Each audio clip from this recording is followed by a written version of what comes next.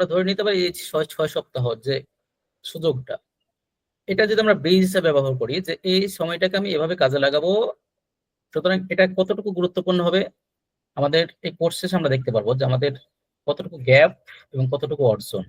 এখানে আমাদের ASP.NET database ব্যবহার করে আমরা চেষ্টা করবো প্র্যাকটিক্যাল অ্যাপ্লিকেশনগুলো তৈরি করার জন্য।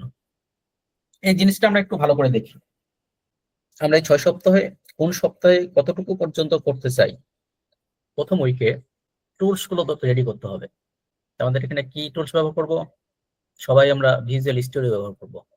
ASP.NET ফ্রেমওয়ার্কের জন্য ভিজুয়াল স্টুডিও, আর ডাটাবেজের জন্য SQL সার্ভার। তো প্রথম উইকে আমরা চেষ্টা করব আমাদের এই টুলস গুলো রেডি করে নিতে। এরপরে যে প্রজেক্ট গুলো আমরা তৈরি করব সব আমরা গিটহাবে রাখবো। তাহলে গিটহাব কারো যদি আমাদের অ্যাকাউন্ট না থাকে সে ব্যবস্থা করব।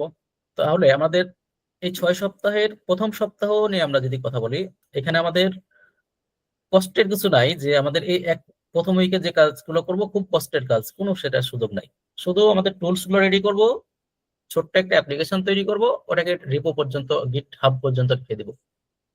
দ্বিতীয় উইকে আমরা শুরু করব, প্রথম উইকে যে ছোট্ট অ্যাপ্লিকেশনটা তৈরি করব সেই অ্যাপ্লিকেশনটার উপরে আমরা আমাদের ডাটাবেজ এই অ্যাপ্লিকেশন ব্যবহার করে যেন ইনসার্ট, আপডেট, ডিলিট এই অপারেশনগুলো যেন করতে পারি। ব্যবহার করব ASP.NET ওয়েব ফর্মস।